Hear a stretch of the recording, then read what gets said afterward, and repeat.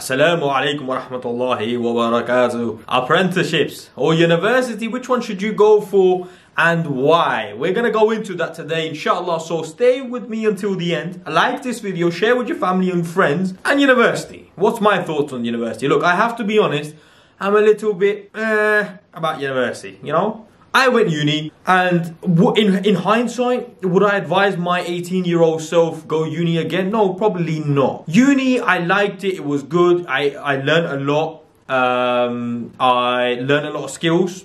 There was good in uni. But in my opinion, which one is better than the two? I would say that depending on what you want to do in uni and what career you want to get into is highly subjective of if uni is good or if the apprenticeship route is better. So I want to go through some points. Now, uni, you make some great friends, you go through some exposure where you are having to communicate with the sort of people that maybe you don't or have never had to deal with. A lot of people make this point, you know, you make some good connections in uni, and I think that's true to a certain extent. But bearing in mind, uni costs us 9,000, 9,500, sometimes more a year, and that's just student fees. So if you want to get into medicine, if your degree is as such where you have to do it to get the career that you want to get into, and I think no doubt you have to go to uni. No doubt, of course. However, I now do recruitment for engineering. Some of the biggest engineering companies in the UK, I have spoken to directly myself. And you know what they say?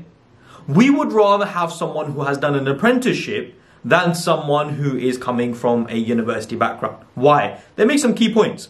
They say that someone who comes from an apprenticeship background has the practical experience.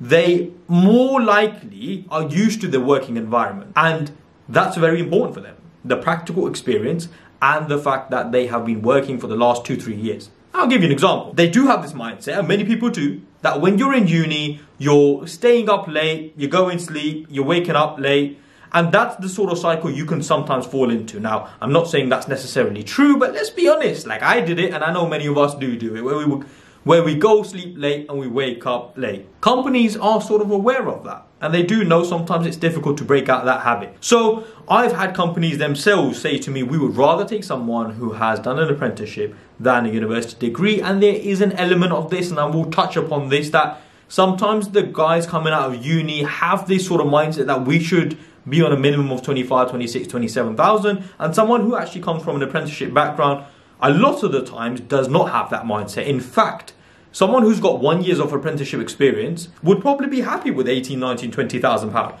They've got the practical experience and they've done the work. So when they then go into that role, less salary, got the experience, it's a no-brainer for the companies. And I'm giving you an idea into what the companies would want. So for engineering itself, I would say no doubt. There's no point you going to university, especially if you can find an apprenticeship which hits that exact market that you want to get into. If that's software engineering, mechanical engineering, electronics engineering, electrical, whatever it is, if you can find an apprenticeship in that and that's what you want to do, then do it. But there is that other thing. If you went to uni and you did a degree, to be fair, you may have done it in one area and a company may take you to a totally different area just because you've done, you know, an engineering degree. So your whole degree may be electrically focused, but a company may say, okay, let's try to get you into the mechanical side, and you can make that switch a lot easier than if you had done apprenticeships. So I think there's definitely that mix of where uni does give you that element of moving around different departments and doing something different. When we were growing up and we went to university, one of my best friends actually didn't go to uni. He actually did an apprenticeship in accountancy.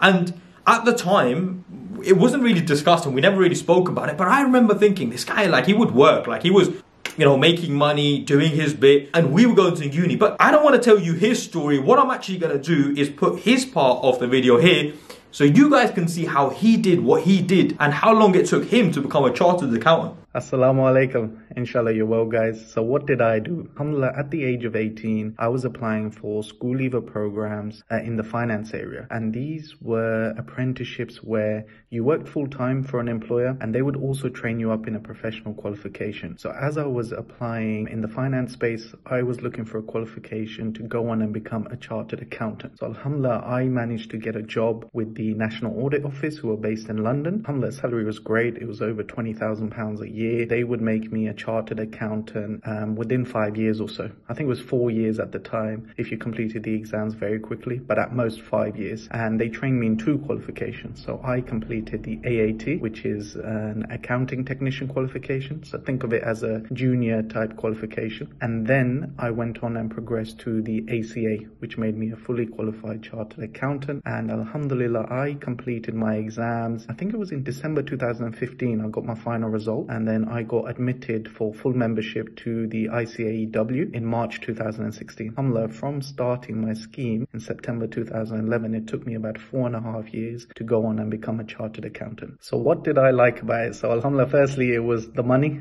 The money was great. Alhamdulillah, you're earning a very, very good wage. Actually, my starting wage was probably better than what some graduates earn outside major cities. Alhamdulillah, that was great for me. Apart from that, the fact that I was qualified so quickly, I joined the scheme at 19 because I had to retake my A-levels. My A-level grades just weren't good enough. But if I joined at 18, I would have been qualified at 22, which is really, really young. So alhamdulillah, the fact that I got the opportunity to qualify quite quickly was great, as well as the experience. Since the National Audit Office, I worked for BDO, who are a top 10 firm, a FTSE 100, and now I work at a Fortune 100. So alhamdulillah, the experience you get of working for a large firm in an apprenticeship is great. So overall, those 3 things, the fact that I was qualified so quickly, the fact that I got great experience, I've had the opportunity to travel as well, both nationally and internationally, and the main thing, the fact that I was earning instead of being in all that student debt, was definitely great. Would I do things differently? So the answer in short is no, for all of the reasons I've said already. And one of the things I will say is I did find it a bit tough when I was doing my apprenticeship because all my friends were at university and I was working full time and they seemed to be having fun. But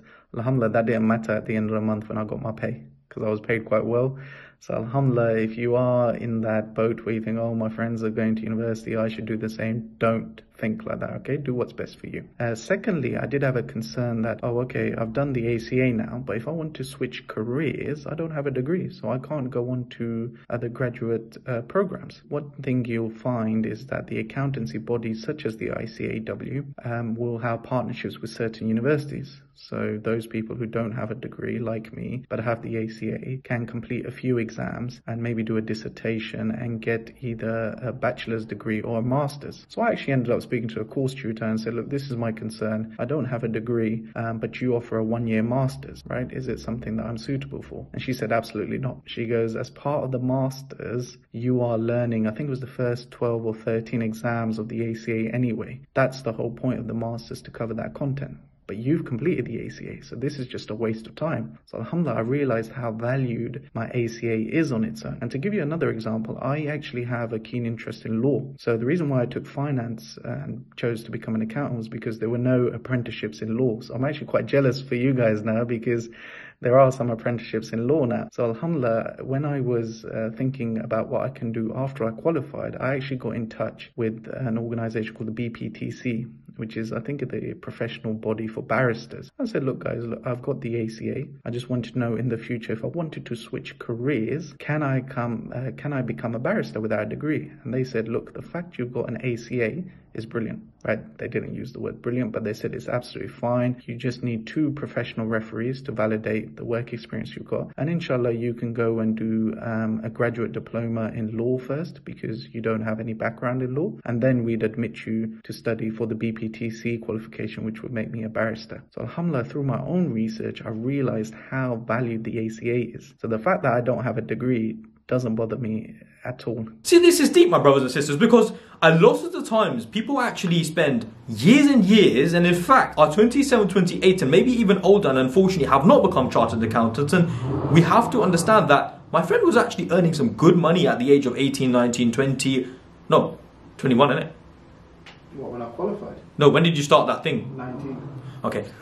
And we have to realize, like, my friend was actually making some good money at the age of 19, 20, 21. So we were not working, not earning, spending money, and he was earning and he was saving money. And I still remember, like, he actually ended up saving some good amount. And the point therefore being is, for certain areas, no doubt, apprenticeships are better. Now, look, If you want to go do and become a doctor, like, my brother, you ain't doing no apprenticeship. You got to go uni, you got to study the full shebang, and you got to go the whole route, right? The point though being is, if you can find an apprenticeship in your career, in that certain area, in whatever it is you want to do, I personally would recommend an apprenticeship. However, there is no doubt there is good in going to a university, as you can be quite diverse in the sense of it, especially if you want to go abroad, a university degree is much more helpful as well, because it's accredited and it's known and it's like, okay, this guy's about it. So yeah, we're gonna, you know, if you want to hijrah, yeah, if that's you, man, then a uni degree is no doubt helpful as well, especially going to the Middle East. So to conclude, I would say, in my humble opinion, apprenticeships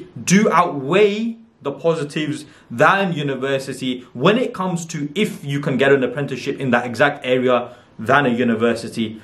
However, again, there are positives when it comes to uni. In my opinion, I would have done an apprenticeship for engineering, accountancy, apprenticeship, but look, there's positives on both. I hope this though gives you an idea into you can do an apprenticeship. It's not looked, you know, sometimes it's looked down on, and it shouldn't be looked down on. It's an amazing thing, and it's such a great way to start off your career. And so that's the whole point. Like, I don't want you guys to just think, oh, if you're uni, you're sick. No, if you go uni, like, okay, you do your thing, but if you go to and do your apprenticeship, you're gonna make money, you're gonna get a qualification, you get the experience, and there's so much positives in it. And I want you to understand that.